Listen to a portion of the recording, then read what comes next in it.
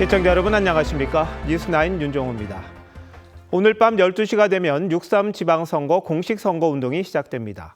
지역을 누가 더 발전시킬지, 내 마음에 드는 후보가 누굴지 잘 살펴보는 기회 되시길 바랍니다. 청와대가 힘이 세긴 센 모양입니다. 행정관이 장관급 공무원에게 상당히 고압적인 문자를 보내 논란입니다. 무슨 내용인지 취재했습니다. 삼성전자 노사가 오늘도 대화를 이어가고 있습니다. 오늘 오전 사후 조정이 최종 결렬됐습니다만 김용훈 노동부 장관의 중재로 다시 테이블에 앉았습니다. 현장 바로 연결하겠습니다. 차정승 기자, 계속 교섭이 진행 중입니까? 언제 끝날까요? 네, 그렇습니다. 길고 긴 협상은 아직 끝이 보이지도 알 수도 없는 상황이 이어지고 있습니다. 오늘 오전에 재개된 중앙노동위원회의 사후 조정에선 이 노사 양측은 의견 일치를 보지는 데는 못했고요. 대화는 실패로 들어갔습니다. 대화는 오후 4시 20분쯤 다시 이곳에서 시작이 됐는데 현재까지 4시간 반 넘도록 이어지고 있습니다. 이번엔 김용훈 노동부 장관이 직접 나서서 교섭을 중재하고 있습니다. 최승호 노조위원장과 여명구 사측 대표가 참여하고 있는데요. 아직 별다른 소식은 전해지지 않고 있습니다. 양측은 성과급 배분 비율을 두고 막판 줄다리기를 하고 있는 걸로 알려졌는데요. 이미 중노위 조정 절차가 끝난 만큼 장관이 중재하는 대화는 이 자율교섭이라는 게 노동부 설명입니다. 협상 장소도 회사 소재지인 경기고용노동청에서 열리고 있습니다. 장관 중재에도 합의를 이루지 못하면 파업을 시작하는 겁니까? 네, 그렇습니다. 만일 오늘 합의를 이루지 못하게 된다면 새벽 자정부터 예고됐던 노조의 총파업은 그대로 이루어지는 거고요. 만약 합의가 이루어지게 된다면 노조의 총파업은 다시 잠시 멈추게 되고 찬반 투표가 이어질 예정입니다. 만약에 그 반대로 접점을 찾지 못한다고 한다면 파업은 불가피한 상황입니다. 최승호 노조위원장은 어젯밤 10시쯤에 나온 중노위의 조정안에 노조는 동의했으나 사측이 거부했다며 오늘 오전 이 총파업 돌입을 선언했습니다. 노조 측은 경영진의 의사결정 지연으로 사후 조정 절차가 종료한 점에 깊은 유감을 표한다고 밝혔습니다. 그러면서도 파업 기간에도 타결을 위한 노력을 계속하겠다고 했습니다. 정부도 노사의 요청이 있는 한 끝까지 중재를 하겠다는 자세입니다. 노조가 예고한 파업까지 남은 시간은 이제 3시간. 이 노사의 막판 협상을 지켜보는 시선에는 기대와 우려가 교차하고 있습니다. 지금까지 경기고용노동청에서 TV조선 차정승입니다. 삼성전자 노사가 끝내 이견을 좁히지 못하고 있는 핵심 쟁점은 적자 사업부에 성과급을 어느 정도 나눠줄 거냐입니다. 노조는 공통 배분을 크게 해야 한다는 입장인 반면 사측은 성과주의 원칙을 지켜야 한다고 맞서고 있습니다. 윤우리 기자가 자세히 알아봤습니다. 노조 요구안의 핵심은 7대3 배분입니다. 전체 성과급 재원의 70%를 반도체 부분 전 임직원에게 공통으로 나눠주고 나머지 30%만 사업부별 실적에 따라 차등 지급하자는 겁니다. 성과급 재원을 올해 영업이익 전망치인 337조 원의 12%, 40조 원으로 가정하면 적자 사업부인 시스템 LSI와 파운드리 직원들도 수억 원대 성과급을 받을 수 있다는 추산이 나옵니다. 사측이 반발하는 지점은 여기입니다. 사측은 4대6 배분을 주장합니다. 공통으로 나누는 비율을 40%로 낮추고 사업부별 실적에 따라 나누는 비율을 60%로 높이자는 겁니다. 이익을 낸 사업부와 적자를 낸 사업부가 비슷한 수준의 성과급을 받으면 성과를 낸 만큼 보상한다는 성과급 원칙이 흐려질 수 있다는 입장입니다. 삼성전자는 2차 사후 조정 결렬 직후 노조 요구가 성과가 있는 곳에 보상이 있다는 회사 경영의 기본 원칙을 정면으로 위배한다고 밝혔습니다. 경쟁 업체에 비해서 낮은 성과급 때문에 박탈감을 느끼는 노조의 입장을 고려해 줄 필요가 있고요. 또 노조는 성과에 따른 보상 원칙을 강조하는 경영진의 입장을 받아들입니다. 양측은 OPI, 즉 초과이익 성과급 상한 폐지와 도출된 합의안을 3년가량 적용하는 방안에는 상당 부분 접근한 것으로 알려졌습니다. TV조선 윤우리입니다. 김영훈 노동부 장관이 교섭 중재자로 나선 건 상당히 이례적입니다. 민노총 위원장 출신이다 보니 사측에 그다지 유리해 보이지는 않는다는 말들이 나오는데요. 중재에 앞서 삼성전자에서 산업재해로 숨진 근로자와 관련 시민단체 이름을 언급하기도 했습니다. 무슨 뜻이었을까요? 이상배 기자가 취재했습니다. 김영훈 노동부 장관이 삼성전자 노사 임금 협상에 직접 중재자로 나선다는 소식이 전해진 것은 오후 3시 30분쯤입니다. 사후 조정이 최종 결렬된 후 4시간 만에 이뤄진 전격적인 결정이었습니다. 김 장관은 협상 직전 SNS에 끝나야 끝난다며 타결 의지를 피력했습니다. 이어 선지키며 책임있고 삼성답게라고 썼고 산업재해로 숨진 황유미 씨와 관련 시민단체 반올림의 이름을 덧붙였습니다. 중노위의 조정안을 거부한 사측을 강력하게 압박하는 의미로 풀이됩니다. 김 장관은 그동안 자율교섭을 강조해왔지만 파업까지 이르지 않도록 최선을 다해서 대화를 촉구하고 또 주선하고 노조가 총파업에 돌입할 경우 긴급조정 발동 여부를 결정하는 권한이 장관에게 있는 만큼 삼성전자로서는 김 장관의 직접적인 압박에 부담을 느낄 수밖에 없다는 분석이 나옵니다. 김 장관이 대화와 타협으로 마무리 짓고 싶어하는 것은 민주노총 위원장 출신이라는 배경도 한몫합니다. 만약 파업으로 이어져서 김 장관이 긴급조정권을 발동한다면 노동계와의 관계는 급속히 냉각될 수밖에 없습니다. 김 장관은 마지막 긴급조정권이 발동된 2005년 당시 철도노조 위원장으로서 정부에 강하게 반발했습니다. TV조선 이상배입니다. 노동부 장관이 직접 중재에 나서면서 막판 타결을 시도하고 있습니다만 협상이 실패하면 내일 총파업은 피할 수가 없습니다. 이럴 경우 정부가 긴급 조정권을 쓸 수밖에 없을 거란 전망이 나오고 있습니다. 최윤정 기자입니다. 오늘 오전 삼성전자 노사의 2차 사후 조정이 결렬된 직후에도 노동부는 끝까지 대화로 해결하겠다고 강조했습니다. 하지만 정부가 이미 긴급 조정권 발동 가능성을 공개적으로 시사한 상태여서 검토 수순에 들어갈 것이라는 분석이 지배적입니다. 과거 사례를 보면 파업이 시작된 후로 짧게는 나흘째, 길게는 79일째의 긴급 조정권이 발동됐습니다. 노동부 장관이 긴급조정권을 발동하면 그 즉시 30일 동안 파업이 금지되고 중앙노동위원회의 조정이 시작됩니다.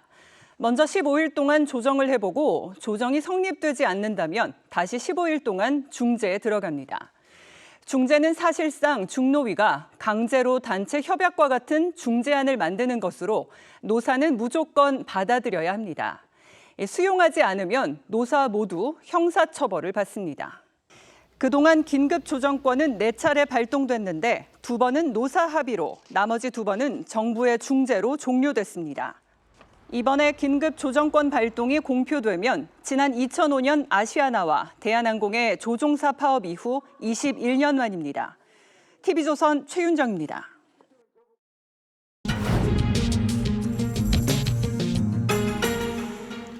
어젯밤 막판 접점을 찾을 걸로 보였던 삼성 노사가 다시 팽팽한 협상에 들어갔습니다.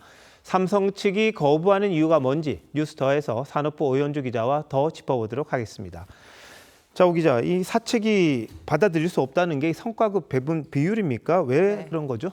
네, 한마디로 정리를 해보자면 적자를 내는데도 수억 원의 성과급을 줄 수 없다입니다. 삼성전자 사업 구조를 살펴보면 모바일과 가전, TV를 담당하는 부분과 반도체 부문으로 크게 나뉘고 반도체는 메모리와 비메모리로 구성되어 있습니다. 이렇게 여러 사업 부문이 공존하는 데다가 실적이 한쪽에 치우치면서 문제가 불거진 건데요. 역대급 실적은 메모리 사업부에서 나왔고 비메모리 사업부는 수년째 적자에 빠져 있습니다. 이렇게 논의된 안대로라면 적자를 낸 비메모리 사원은 수억 원을 받습니다. 그런데 올해 1분기 2조 8천억 원의 영업이익을 기록한, 그러니까 흑자를 낸 모바일 사업부는 특별 성과 대상에 해당되지 않는 데다가 연봉 50% 상한에 묶여 있어서 훨씬 적은 성과급을 받게 되는 구조가 발생하게 됩니다. 자, 그런데 그건 부문 자체가 아예 다른 상황이죠. 근데 반도체 내에서 성과급 차이가 심하면 더 큰 갈등이 생기지 않겠습니까? 네, 하지만 삼성이 창사 이래 오랫동안 유지했던 무노조 경영은 철폐했지만 성과주의 원칙은 경영 철학인 만큼 버릴 수 없다고 판단한 겁니다. 고 이건희 선대 회장도 이 부분을 강조해왔습니다.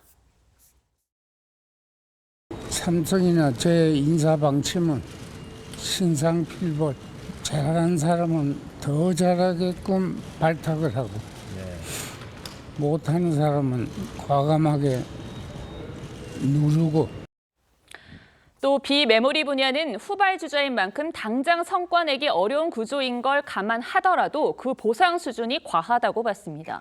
앞서 말한 대로 안이 통과되면 스마트폰 사업부의 반발이 거세질 테고 이러한 요구가 다른 계열사로도 확산할 수 있다는 우려가 고려된 것으로 보입니다. 자, 근데 성과급이라는 건 성과가 있는 데다가 주는 거잖아요. 맞습니다. 근데 성과 없는 부서가 수억을 받는다는 건데 노조에서는 왜 이 비메모리 부서에도 배분을 많이 하라는 겁니까? 네, 사실 반도체 부문 안에서 메모리와 비메모리 부서 간 이동이 적지 않은 데다가 노조 입장에서는 2만여 명의 비메모리 직원들을 의식할 수밖에 없는데요. 만약에 이들이 이탈할 경우에 과반 노조 지위를 잃게 되기 때문입니다. 네. 근데 경제계에서는 지적이 많았습니다. 영업이익에 연동한 성과급 받는 구조, 이제 어차피 합의가 된 것 같아요. 예. 그렇다면 앞으로 투자 계획에 차질은 없을까요? 이 부분이 참 우려되는 부분입니다. 과거 성과급 산정 기준은 영업이익에서 세금이나 주주 환원 그리고 말씀하신 투자 비용도 제외한 EVA를 기준으로 해왔습니다. 이제는 이 들어갈 비용이 포함된 영업이익 자체에서 성과급을 계산하게 되면서 투자를 집행하는 데 부담이 될 수 있습니다. 삼성전자는 향후 5년간 450조 원의 투자 계획을 밝힌 바 있고 대부분 반도체에 집중될 예정인데요. 최근 평택 캠퍼스 5공장 건설이 호황을 맞아 재개됐는데 여기에만 60조 원 넘게 들어갈 것으로 추산하고 있습니다. 네, 뭐 지금 진통 중이긴 합니다만 파업만은 막을 수 있게 합의가 잘 나와야 될 것 같고 앞으로 이 성과급에 대한 논의, 기업 이익을 어떻게 나눌 건가 거기에 대해서는 또 논의가 있어야겠습니다. 네, 오 기자 잘 들었습니다. 반도체를 중심으로 진행되고 있는 노사 협상에 대해 삼성전자 비반도체 조합원들의 불만이 컸는데요. 결국 법적 공방으로 번졌습니다. 초기업 노조의 교섭을 중단시켜 달라며 가처분 신청을 낸 건데 노노 갈등도 넘어야 할 산입니다. 김준석 기자입니다. 노조원과 가처분 신청 서류를 든 남성이 법원으로 들어섭니다. 삼성전자 비반도체 부문 조합원 5명이 최대 노조인 초기업 노조의 교섭을 멈춰달라며 소송을 낸 겁니다. 교섭 중인 요구안은 조합원들의 정당한 의사가 반영되지 않은 채 위법하게 만들어졌습니다. 전체 조합원의 동의 없이 단 5명의 지도부가 13만 직원의 처우를 결정하고 노동조합법상 필수 절차인 총회나 대의원회 의결 없이 온라인 설문조사만으로 요구안을 급조했다는 겁니다. 오늘 출근한 삼성전자 비반도체 직원 사이에선 불만의 목소리가 터져나왔습니다. 좀 많이 소외됐다는 게 제일 크고 너무나 DS에 편중된 정책을 밀어붙인 거에 대해서 되게 안타깝게 생각하고 이번에 저희가 이익이 많이 났을 때 설비 투자하고 그때 많이 늦게 했었는데 그런 거에 대한 이제 기여도나 이런 건 전혀 이제 얘기 안 하고 초기업 노조 측은 문제될 게 없다며 법원의 신속한 판단을 요구했습니다. 급박한 상황에서 개인이 비실명으로 본인들의 의견을 서술형으로 기재할 수 있게 해줬었어요. 노조 대표성을 놓고 법정 공방까지 벌어지면서 삼성전자 내 노노 갈등은 한층 심화될 전망입니다. TV조선 김준석입니다. 주요 외신들도 삼성전자 노조 파업에 관심이 많습니다. 한국 경제뿐만 아니라 전 세계 반도체 공급망이 제대로 작동하지 않을 수 있어서인데요.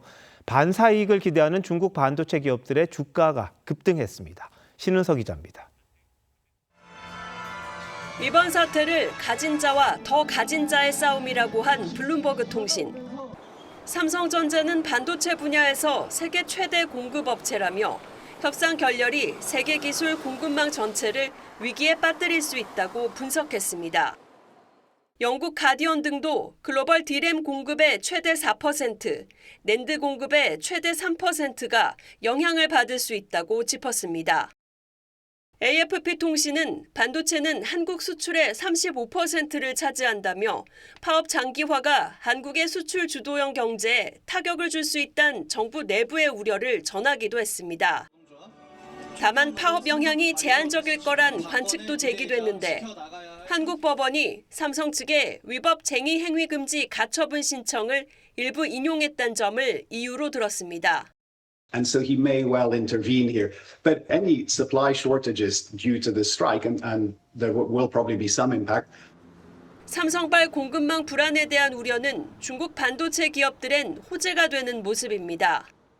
중국 최대 반도체 위탁 생산 업체인 SMIC는 10%, 2위 화홍반도체는 18% 주가가 급등했습니다. 중국 정부의 공격적인 지원에 더해 삼성의 대체 공급처 후보로 부각된 겁니다. Semiconductor innovation thrives on global collaboration. Hua Hong Semiconductor remains committed to being a open and competitive player. 다만 일각에선 삼성과 중국 기업 간 기술력 격차가 존재하는 만큼 과도한 기대라고 경계했습니다. TV조선 신은서입니다. 파업으로 삼성전자 반도체 생산 라인이 멈추면 하루 1조 원 안팎의 직접 손실이 날 수 있다는 추산이 나옵니다. 공정 중인 웨이퍼를 쓰지 못할 가능성이 있기 때문인데요. 생산 차질은 협력업체에도 상당한 영향을 줄 수밖에 없습니다. 김도영 기자가 취재했습니다. 반도체 칩은 원판인 웨이퍼 위에 회로를 그리고 세정과 증착을 반복하며 만들어집니다. 수백 수천 단계 공정이 끊기지 않고 이어져야 합니다. 생산 라인이 멈추면 공정 중인 웨이퍼가 변질될 수 있습니다. 이제 웨이퍼 위에 계속 반도체 공정을 쌓아 올리거든요. 한번 끊기면 거의 다 버려야 되는 상황이죠. 하루에 영향을 받을 수 있는 웨이퍼는 약 28,000장으로 추산됩니다. 웨이퍼 한 장에서 디램을 최대 2,000개 만들 수 있어 직접 손실만 하루 1조 원 안팎에 이를 수 있다는 분석이 나옵니다. 파업이 끝난 뒤에도 생산 환경을 복구하고 수율을 정상화하기까지 최소 2주가 걸릴 수 있다는 분석도 있습니다. 협력업체 피해도 우려됩니다. 파업을 하면은 저희가 저희도 같이 쉬게 되니까 그 부분이 좀. 삼성전자의 소재와 부품, 장비를 공급하는 업체들은 납품 일정이 밀릴 수 있습니다. 일감이 줄면 인력 운용에도 차질이 생길 수 있습니다. 생산 차질이 발생하는 만큼 부품 소재를 안 쓰니까 이익도 줄어들 거고 그럼 경영이 어려워지겠죠. 업계 안팎에서는 18일간 총파업이 현실화될 경우 직간접 경제 손실이 최대 100조 원에 이를 수 있다는 우려도 나옵니다. TV조선 김도영입니다.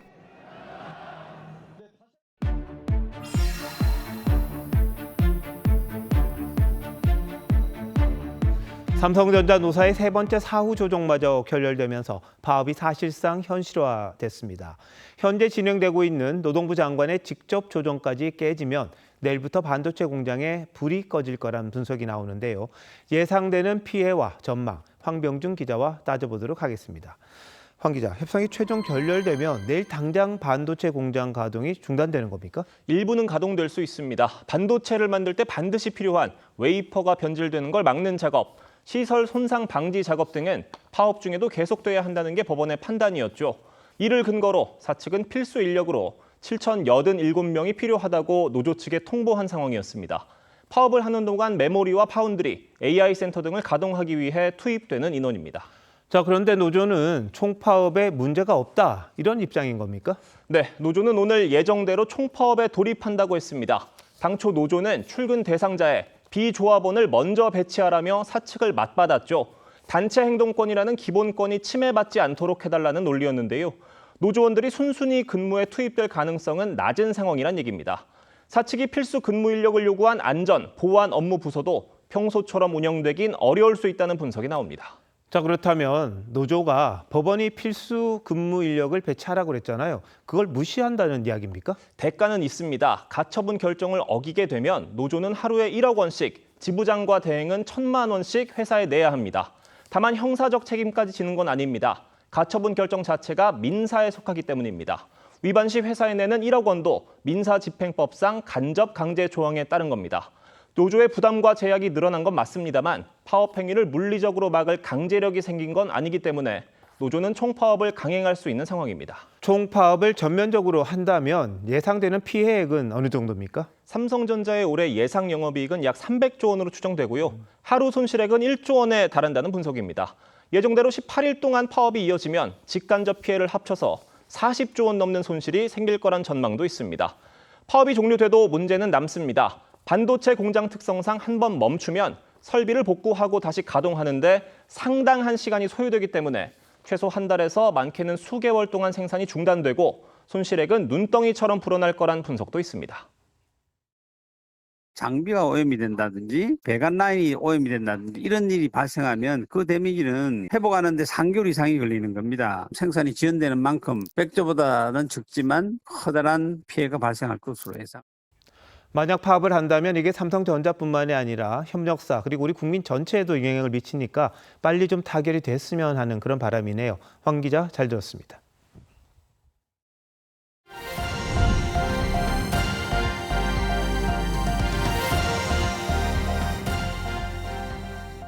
호르무즈 해협에서 누가 남모를 공격했는지에 대해 정부가 아직도 판단을 하지 않고 있습니다. 지난주 외교부 당국자는 이란을 사실상 가리켰는데 조현 외교부 장관은 오늘도 여전히 단정하기 어렵다고 했습니다. 왜 이러는 건지 이채영 기자가 취재했습니다. 국회에 출석한 조현 외교부 장관에게 여야 의원들은 남후 공격 주체와 사용 무기 규명이 늦어지는 이유를 물었습니다. 아직까지도 발사체의 성격이나 발사 주체를 파악 못했다는 것은 처음부터 제대로 된 인원을 파견 안 한 거 아니에요? 그렇지는 않습니다. 아주 면밀하게 검사를 하고 있고 지금 거의 최종 단계인 것 같습니다. 그러면서도 피격 주체를 정확히 특정하긴 어려운 상황이라고 했습니다. 지난 14일 외교부 고위 당국자가 이란외의 공격 가능성은 상식적으로 크지 않다고 말한 뒤 6일이 지났지만 여전히 신중한 입장을 유지한 겁니다. 다만 드론 공격일 가능성은 줄었다고 했습니다. 앞서 국회 정보위 여당 간사인 박선원 의원은 이란 혁명수비대가 대한미사일을 쏜 것 같다고 말했습니다. 조 장관은 호르무즈에 발이 묶였던 우리 선박 한 척이 이란 당국의 허가로 귀국길에 올랐다는 사실도 공개했는데 해당 선박은 오늘 오후 호르무즈 해협을 통과했습니다. HMM의 유니버설 위노호인데 원유 200만 배럴이 실려 있습니다. 이란 측과 협의하에 지금 호르무즈 해협을 빠져나오고 있습니다. 국민의힘은 보름이 넘도록 피격 주체를 조사하고 있는 건 무능이라고 지적했습니다. 보름이 되도록 배가 지금 떠 있고 침몰된 상황도 아닌데 사실 이게 누가 했는지를 밝히지 못하고 있다는 것은 정말 심각한 정부의 무능 아니겠습니까? 여당은 신중한 대응이 필요하다고 반박했습니다. TV조선 이채연입니다. 이란에 대해 이렇게 신중한 정부 기조와 상반되는 일도 있었습니다. 이재명 대통령이 한국 활동가 탐배를 이스라엘군이 납포한 걸 언급하면서 선을 넘었다고 했습니다. 그러면서 네타냐후 총리 체포와 관련된 이야기까지 언급했습니다. 이 대통령은 전에도 이스라엘군의 보편적 인권 문제를 지적한 적이 있었죠. 유독 이스라엘을 향해 부정적인데요. 외교적 파장이 적지 않을 듯합니다. 이태영 기자의 보도입니다. 이재명 대통령의 발언은 최근 한국인 활동가들이 탄 가자 9호 선단이 이스라엘군에 납포된 걸 지적하는 과정에서 나왔습니다. 이스라엘이 최소한의 국제법적 상식마저 무너뜨리고 돈 없는 행위를 했다는 겁니다. 지휘 땅입니까? 이스라엘 영해예요? 항의해야 되는 거 아닙니까? 교전하면 제3국 선박 막 납포하고 잡아가고 그래도 돼요? 국제형사재판소가 지난해 네타냐후 총리에 대한 체포영장을 발부한 사실을 거론하며 우리도 영장 집행 여부를 판단해야 한다는 말도 했습니다. 유럽의 거의 대부분의 국가들은 지금 체포영장 발부해서 자기 국내로 들어오면 네타냐후 체포하겠다고 발표했죠. 우리도 판단을 해봅시다. 그것도. 이 대통령이 당사자 간 주장이 엇갈리거나 외교적으로 민감할 수 있는 사안에 대해 거듭 묻자 참모진들이 난감해하는 모습을 보이기도 했습니다. 그 부분은 좀 따져봐야 합니다. 좀 복잡한 문제라서 여기서 논의를 하는 것보다는 좀 저희가 검토를 해서 따로 보고를 드리겠습니다. 국민의힘 송원석 원내대표는 우리 국민이 탄 남우호 피격에는 침묵하면서 이스라엘 문제에 앞장서는 모습을 납득하기 어렵다고 비판했습니다. 개혁신당 이준석 대표도 대통령 논리라면 천안함을 폭침시킨 김정은과 역시 체포영장이 발부된 러시아 푸틴 대통령부터 체포하겠다고 해야 한다고 지적했습니다. TV조선 이태형입니다. 대통령 업무 보고를 하루 앞두고 있는 국민통합위원회와 청와대 간에 이해하기 힘든 일이 벌어졌습니다. 이석영 국민통합위원장은 청와대 행정관의 갑질을 언급하며 공개 비판한 건데요. 청와대는 내부적으로 파악하겠다고 했습니다. 도대체 어떤 일이 있었던 건지 조덕형 기자가 취재했습니다. 이석영 국민통합위원장이 공개한 이메일입니다. 청와대 국민통합비서관실 행정관이 이 위원장에게 보낸 것으로 대통령실이 요청한 자료가 지연되고 있다. 대통령 보고에 차질을 빚을 수 있는 중대한 사안임을 엄중히 고지한다고 썼습니다. 국민통합비서관은 개혁신당 출신인 허은하 전 의원이 맡고 있습니다. 대통령 직속인 국민통합위원장은 부총리급 고위직입니다. 통합위는 지난 14일 이미 보고사항을 전달했는데도 청와대가 해외 출장 사업 등 받아들이기 어려운 내용을 요구했다는 입장입니다. 통합위는 내일 대통령 업무 보고를 앞두고 있습니다. 이 위원장은 청와대 측이 통합위의 갑질과 과도한 개입을 하고 있다며 40년이 넘는 공직 생활 동안 이 같은 무례한 사례를 경험한 적이 없다고 지적했습니다. 현 정권에 쓴소리를 해왔던 이 위원장과 청와대의 갈등이 드러난 거란 시각도 있습니다. 이 위원장은 TV조선과의 통화에서 그동안 듣기 불편한 언급을 했던 것을 청와대가 안 좋게 보고 있을 것이라고 말했습니다. 법 왜곡죄에 대한 제 견해는 문명의 숙치이고 이거야말로 해서는 안 되는 법이다. 청와대는 이 위원장이 제기한 사실에 대해 내부 검토를 거쳐 파악할 예정이라고 했습니다. TV조선 조덕현입니다. 지금부터는 저희가 단독 취재한 내용으로 뉴스 이어갑니다. 가수 MC몽 신동현 씨가 회사 돈으로 원정 도박을 했다는 의혹 올해 초 보도해드렸습니다. 신 씨는 이 의혹을 처음 제기한 사업가가 허위 폭로를 한 거라고 주장해왔습니다. 저희가 이 둘 간의 통화 녹취록을 입수해서 들어봤습니다. 신 씨가 같은 편이 되게 해달라고 부탁하고 있습니다. 그동안의 주장과는 다른 모습이죠. 곽승한 기자의 단독 보도입니다. 서울 강남구에 있는 한 연예기획사입니다. 가수 겸 프로듀서 신동현 씨가 지난해 5월까지 A 씨와 동업했던 회사입니다. 신 씨는 2023년을 전후해 회사 돈 약 50억 원으로 미국 라스베이거스에서 원정 도박을 했다는 의혹이 제기된 상태인데 최근 SNS 방송을 통해 관련 의혹을 부인했습니다. 회사 자금을 가지고 불법 도박을 해? 그럼 그거 자금 출처 계좌 다 까보면 나오는 이야기인데. 그런데 신 씨는 이 방송 열흘 전 A 씨의 친척이자 원정 도박 의혹을 최초 제기한 사업가 B 씨에게 연락해 한 편이 돼달라고 부탁했습니다. 저 어르신이랑 한 편 먹게 해주십시오. 너희 노래야? 부탁드립니다. 너희 노래야? 신 씨는 그동안 B 씨가 기획사 경영권을 빼앗으려고 허위 의혹을 제기했다고 주장해왔는데 이와 배치되는 요구를 한 겁니다. 내가 너희 사랑해서 내가 회사를 뺏어야 공간 협박을 했어? 안 했습니다. 더욱이 B 씨는 신 씨에게 잘못을 인정하라며 다그치기도 했습니다. 내가 증거 쓴 적이 없다고? 아니. 어? 아니요. 너 120억 썼고 네가 도박해서 다 보낸 돈 맞아? 신 씨는 해당 통화와 관련해 갈등을 멈추기 위해 인간적으로 한 호소였다고 해명했습니다. TV조선 곽승한입니다. 종합특검이 홍장원 전 국정원 차장의 혐의를 구체적으로 공개했습니다. 국정원이 미국 CIA를 상대로 계엄의 정당성을 알리려는 정황이 포착됐고 여기에 홍 전 차장의 재가가 있었다는 겁니다. 이광희 기자입니다. 종합특검은 지난 4월 국정원을 압수수색해 12.3 계엄 정당성을 설명하는 자료를 확보했습니다. 계엄 이튿날인 12월 4일 오전 국가안보실이 우방국의 계엄 배경을 설명하라며 국정원에 전달했다는 겁니다. 특검은 당시 조태용 국정원장의 지시로 홍장원 1차장 재가를 받은 담당자가 주한미 CIA 책임자를 불러 설명한 걸로 파악했습니다. 홍장원 전 국정원 1차장 등 전 국정원 정무직 직원 6명에 대해서 내란 중요임무 종사 등의 혐의로 피의자 입건하여 수사 중입니다. 홍 전 차장은 특검 주장에 대해 만약 그렇게 알고 있다면 누군가 거짓 진술을 한 것이라고 했습니다. 홍 전 차장은 계엄 선포 이틀 뒤 김태효 전 안보실 차장에게 윤석열 전 대통령이 대국민 사과를 해야 한다는 문자를 보냈습니다. 사실은 대통령님을 도와드리고 싶었습니다. 하지만 특검팀은 홍 전 차장이 내란에 가담한 걸로 보고 있고 모레 소환 조사할 계획입니다. TV조선 이광입니다.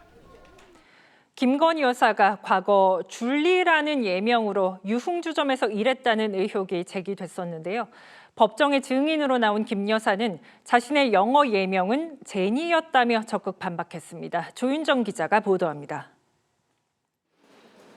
안혜욱 전 대한초등학교 태권도 협회장은 20대 대선을 앞두고 김건희 여사 사생활 관련 허위 사실을 유포한 혐의로 재판을 받고 있습니다. 유튜브에 나와 김 여사가 과거 호텔 지하 유흥주점에서 줄리란 예명으로 일했다고 말한 겁니다. 줄리 발언 허위라는 경찰 주장에 좀 수긍하시는지요? 그건 아니죠. 김 여사는 오늘 안씨 재판에 증인으로 나와 접대 의혹은 사실이 아니라고 반박했습니다. 줄리란 예명을 사용한 적이 있냐는 질문에 단 한 번도 없다고 했습니다.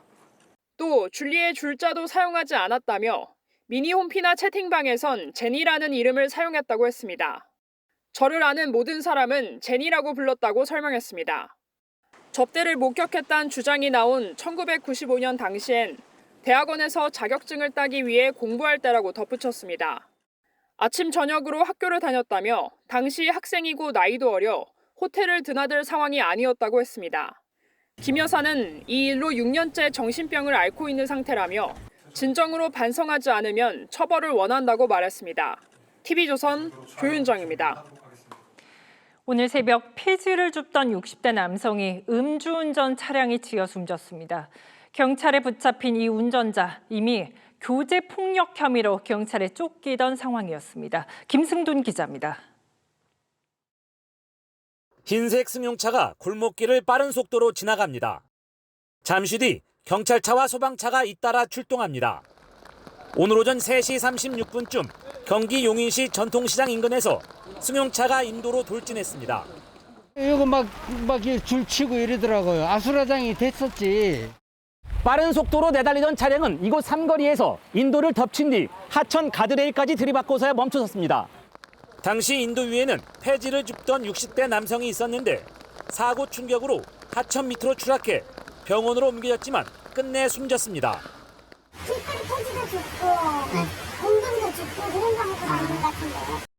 사고를 낸 20대 운전자는 그대로 달아났습니다. 수 킬로미터 떨어진 곳에 차를 버린 뒤 사고 현장으로 돌아와 주변을 배회하다 경찰에 붙잡혔습니다. 체포 당시 혈중 알코올 농도는 면허 취소 수준이었습니다. 지인들하고 술 한잔 마시고 차 끌고 나가다 사고 난 거고요. 렌트카예요. 조사 결과 남성은 사고 직전 남자친구에게 폭행당했다는 여자친구의 신고로 이미 경찰이 추적 중이던 상태였습니다. 경찰은 운전자에 대해 도주치사 등 혐의로 구속영장을 신청하고 교제 폭력 사건도 함께 수사할 방침입니다. TV조선 김승돈입니다. 이제 3시간쯤 뒤면 13일간의 6.3 지방선거 공식 선거운동이 시작됩니다. 각 지역의 후보들이 본격적으로 선거 유세에 나서는 건데요. 선거구를 누빌 유세 차량도 출격 준비를 마쳤습니다. 후보들을 소개하는 벽보는 내일 게시됩니다. 고승영 기자가 보도합니다. 파란색 유세 차량 30여 대가 줄지어 서 있습니다.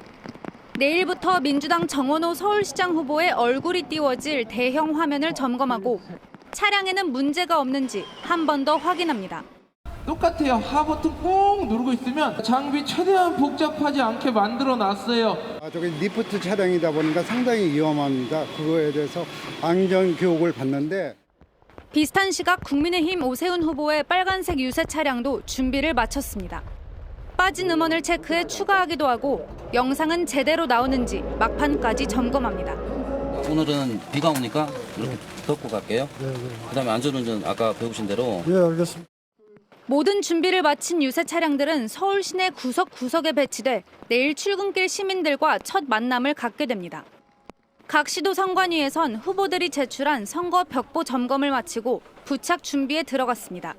정원호, 오세훈 후보는 공통적으로 흰색 바탕을 썼는데 정 후보는 기호 1번에 빨간색이 살짝 가미됐고 오 후보는 노타이 차림으로 환하게 웃는 모습을 강조했습니다. 내일이면 이곳을 포함한 전국 36,500여 곳에 후보자들의 벽보가 붙게 됩니다. 노태학 중앙선관위원장은 선거 질서를 훼손하는 행위는 단호하게 대처하겠다고 밝혔습니다. TV조선 고승현입니다. 최대 격전지인 서울에선 부동산 문제와 전 월세란 책임 소재를 두고 여야 후보가 관훈 토론회에서 날선 공방을 벌였습니다. 민주당 정원호 후보는 국민의힘 오세훈 후보에게, 오 후보는 전임이었던 박원순 시장과 이재명 정부에게 각각 책임을 돌렸습니다. 다만 얼굴을 맞대고 한 상호 토론은 아니었고요. 후보 한 명씩을 상대로 패널들이 묻는 형식이었습니다. 고유동 기자가 자세히 전합니다. 관훈클럽의 서울시장 후보 초청 토론회는 1대1 토론이 아닌 순차 대담 형식으로 열렸습니다. 두 후보는 부동산 문제에 대한 진단부터 엇갈렸는데 민주당 정원호 후보는 국민의힘 오세훈 후보가 공약을 지키지 않았다며 책임을 거론했습니다. 매년 착공 기준으로 3만 9천 호 정도밖에 공급이 안 됐습니다. 즉 오세훈 후보의 약속인 8만 호의 절반도 안 되는 이런 공급이 이루어졌다. 반면 오 후보는 박원순 전 시장이 재건축 재개발에 싹을 잘랐다고 맞받았습니다. 389군데를 해제해버렸어요. 씨앗을 뿌려놓고 갔는데 싹이 올라오는 걸 전부 갈아엎고 제초제 뿌려놓고 가신 거예요. 사력을 다해 해제된 구역을 되살렸지만 이재명 정부의 이념 과잉 정책이 부동산을 지옥으로 만들었다고 했습니다. 순항하던 정비 사업이 전부 멈추어 서게 생겼습니다. 이 정부의 정책 기조가 정비 사업을 몹시 방해하고 있다. 다만 정 후보도 정부가 검토 중인 비거주 1주택자의 장기 보유 특별공제 축소에 대해선 결이 다른 목소리를 냈습니다. 투기 목적이 아니라면 보호받아야 된다. 이런 일관된 입장인데요. 정부와 협의할 때 건의드리면서 보호를 넓혀가도록. 공식 선거운동 첫날인 내일 정 후보는 청년 안심주택 피해자를 만나 오세훈 시정 비판을 이어갈 예정이고, 오 후보는 경제 전문가인 유승민 전 의원과 서울의 경제를 깨운다는 주제로 유세에 나설 계획입니다. TV조선 고유동입니다. 이런 가운데 민주당 정원호 후보의 과거 폭행 전과를 둘러싼 공방은 사그러들지가 않습니다. 당시 폭행 피해자가 처음으로 언론 카메라 앞에 섰는데 5.18 관련 논쟁이 발단이란 정 후보 측 주장을 일축했습니다. 정 후보 측은 여전히 판결문과 다른 일방적 주장이란 입장입니다. 정민진 기자의 단독 보도입니다. 민주자유당 의원 보좌관이었던 이재곤 씨는 31년 전 술집에서 민주당 정원호 후보 일행에게 맞아 전치 2주 진단을 받았습니다. 앞이 전혀 안 보이는데 두들겨 패니까 생명의 약간 위협을 느낄 수도 있는 거 아니에요. 띠동갑 되는 동생들이 맞았다는 그 이유가 굉장히 자존감이 많이 상했어요. 이 씨는 당시 정 후보 측 술자리에서 소란이 벌어져 이를 말리려다가 사건에 휘말렸다고 했습니다. 앞서 국민의힘이 공개한 당시 구의회 속기록엔 정 후보 일행이 여정업원 외박을 요구하는 과정에 다툼이 벌어졌고 피해자가 만류하다가 폭행이 벌어졌다고 돼 있습니다. 5.18 관련 논쟁이 발단이 됐다는 정 후보 측 주장엔 황당무계하다고 했습니다.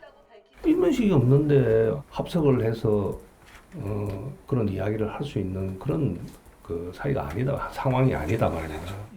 정 후보 측 해명으로 자신이 5.18 민주화 운동을 폄훼한 사람이 돼버린 게 아니냐고 반문하기도 했습니다. 민주화를 위해서 그런 세대에 살았고 제가 5.18을 마치 이야기해서 맞은 것처럼 그게 이야기가 되느냐 그 이야기야. 하지만 당시 정 후보의 상급자로 현장에 함께 있었던 김석영 전 양천구청장 비서실장은 이 씨와 다른 주장을 하고 있습니다. 비화돼서 5.18까지 얘기하다가 제가 조금 격분을 해서 폭행이 일어났고. 정 후보 측도 당사자들의 기억이 엇갈리지만 판결문엔 정치관계 이야기를 나누다 다툼이 시작됐다는 내용이 적시됐다고 밝혔습니다. 한국여성단체협의회는 정 후보에게 폭행 전과와 외박 요구 의혹에 대해 명확히 해명하라고 밝혔습니다. TV조선 정민진입니다. 선거전이 본격화하면서 돌발 변수들도 속출하고 있습니다. 사실 여부를 좀 더 따져봐야겠습니다만 보좌진 폭행 주장과 갑질 의혹이 제기됐고요. 후보들의 설화 등이 이어지면서 각 당이 바짝 긴장하고 있습니다. 전정원 기자입니다. 민주당 전재수 부산시장 후보의 전직 비서관 A씨가 SNS에 올린 글입니다. 밤낮을 가리지 않고 장례식장 조기 배달을 시켰고 너 같은 놈을 어디 써먹겠냐는 등 모욕적인 말을 쏟아냈다는 주장입니다. 죽었으면 좋겠다, 머리가 나쁘다는 등 폭언에 재취업까지 방해했다는 주장도 담겼습니다. 폭언과 갑질을 일삼았다는 의혹을 받는 인물이 과연 부산시정을 이끌 자격이 있는지 부산 시민은 묻지 않을 수 없습니다. 하지만 전 후보는 황당하다며 갑질 폭언 의혹을 부인했습니다. 저는 태어나가지고 그렇게 상대방이 험한 이야기를 해본 적이 없습니다. 모진 말을 해본 적이 없고요. 그러자 A씨는 하나라도 허위 사실을 말했다면 전 후보가 입을 닫도록 하기 위해 고소를 했을 것이라고 반박했습니다. TV조선과의 통화에서 A씨는 평택을 재선거 민주당 김용남 후보의 11년 전 보좌진 폭행 논란을 보고 과거 일이 떠올라 폭로를 결심했다고 했습니다. 구구절절 변명하지 않겠습니다. 제가 잘못한 일입니다. 그거는 틀림없이. 국민의힘에선 충북도당과 김선민 거제시장 후보가 5.18 민주화운동 비하 논란을 빚은 스타벅스 이벤트에 동조하는 듯한 글을 올렸다가 결국 사과했습니다. 민주주의의 정신을 훼손하는 행위에 대해서 안타깝게 생각을 하고요. 이런 행동들은 바람직하지 않다는. 본격 선거전을 앞두고 터져나오는 돌발 악재에 여야 모두 긴장하는 모습입니다. TV조선 전정원입니다. 트럼프 대통령이 이란 전쟁의 출구를 찾지 못하는 모습이죠. 미국 의회가 나서서 전쟁 종식을 압박하고 있습니다. 이런 가운데 트럼프 이해 충돌 논란까지 나왔습니다. 주식을 사고 판 시점이 자신의 정책 발표와 맞물렸습니다. 이미원 기자입니다. 미 공시자료에 따르면 트럼프 대통령은 지난 1월 6일 엔비디아 주식 7억 4천만 원어치를 매수했습니다. 일주일 뒤 미 상무부는 엔비디아 AI 반도체 H200의 중국 판매를 승인했고 젠슨 황 CEO는 지난주 트럼프의 중국 방문에 동행했습니다. 트럼프는 지난 2월 10일 델 테크놀로지스 주식을 대량 매입한 뒤 CEO 부부를 치켜 세우며 해당 주식을 사라고 말했습니다. I also want to thank Michael and Susan Dell. Dell, go out and buy a Dell computer. 월스트리트 저널은 트럼프의 자산 관리인들이 지난 1분기에만 3,700건 넘는 주식을 거래했는데 정책 발표나 트럼프의 발언과 가까운 시점에 거래가 이어졌다고 분석했습니다. 벤스 부통령은 주식 시세 조종 의혹에 발끈했습니다. The president doesn't sit at the Oval Office on his computer on his like Robinhood account buying and selling stocks. That's absurd. He has independent wealth advisors who manage his money. 월스트리트 저널은 또 트럼프 대통령의 이란 공격 발언 전후로 1조 2천억 원 규모의 원유 선물 거래를 한 투자사들이 당국의 조사를 받고 있다고 전했습니다. 행정부 내 인사들이 이란 전쟁과 관련한 정보를 유출했을 가능성을 들여다보고 있다는 겁니다. 트럼프 대통령은 이란 공격을 다음 주 초까지 유예할 것이라면서 안보팀과는 군사작전을 논의한 것으로 알려졌습니다. 하지만 미 상원은 대이란 군사작전에 의회의 동의를 받거나 전쟁을 끝내라는 결의안을 상정하고 다음 주 처리할 예정입니다. TV조선 임희원입니다. 조선일보가 주최하는 제17회 아시안 리더십 컨퍼런스가 서울 중구 신라호텔에서 개막했습니다. 오늘부터 내일까지 24개국 세계 정치경제 리더들이 무대에 올라서 대변혁의 시대 새로운 균형을 향하여라는 주제로 의견을 나눕니다. 기조연설에 나선 K-팝 데몬 헌터스의 작곡가이자 가수 이재는 격동의 세상 속에서 무언가를 느끼는 능력은 오히려 줄어들고 있다며 공감과 인내의 중요성을 강조했습니다.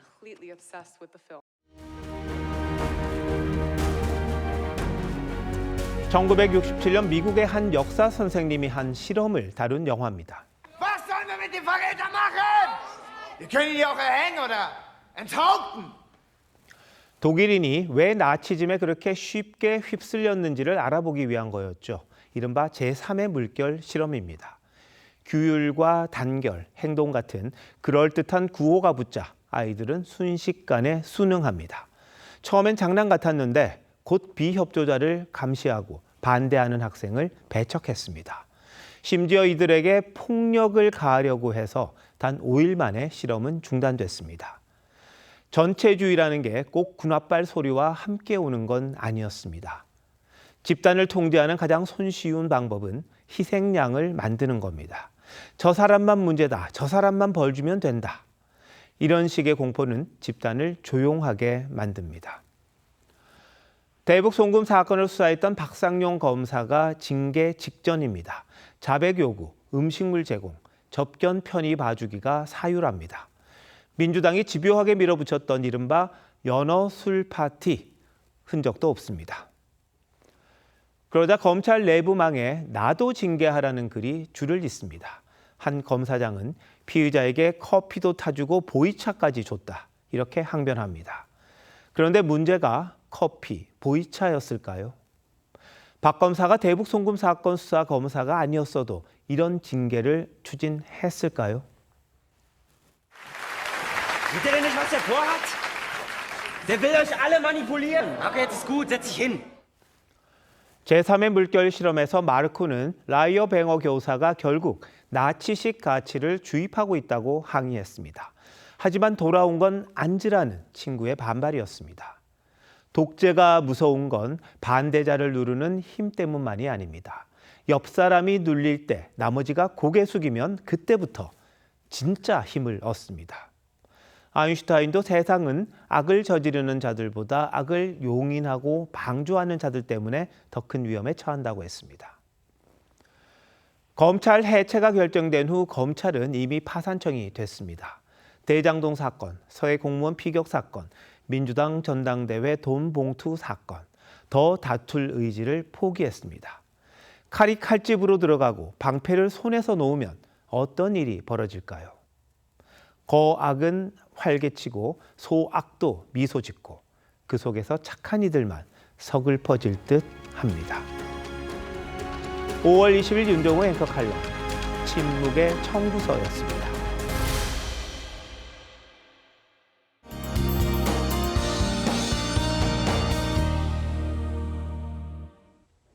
종일 전국에 많은 비가 내리고 있는데요. 비는 내일까지 계속되겠습니다. 앞으로 강원 산지에 최대 150mm 이상, 제주 산지에 120mm 이상, 서울 등 그 밖의 대부분 지방에 20에서 최대 80mm의 비가 더 내리겠습니다. 수도권은 내일 오후에, 그 밖의 전국은 밤에 대부분 그치겠습니다. 밤사이 바람도 강하게 불 것으로 예상돼 시설물 관리와 안전사고에 주의하셔야겠습니다. 내일 아침 기온 서울 16도, 부산 19도로 오늘과 비슷하고요.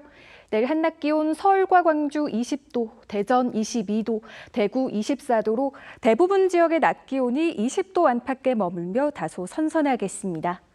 비가 내리면서 여름 더위는 잠시 쉬어가겠지만 연휴로 이어지는 이번 주말 서울의 한낮 기온 30도 가까이 오르겠습니다. 날씨였습니다. 5월 20일 수요일 뉴스9 마칩니다. 시청해주신 여러분 고맙습니다.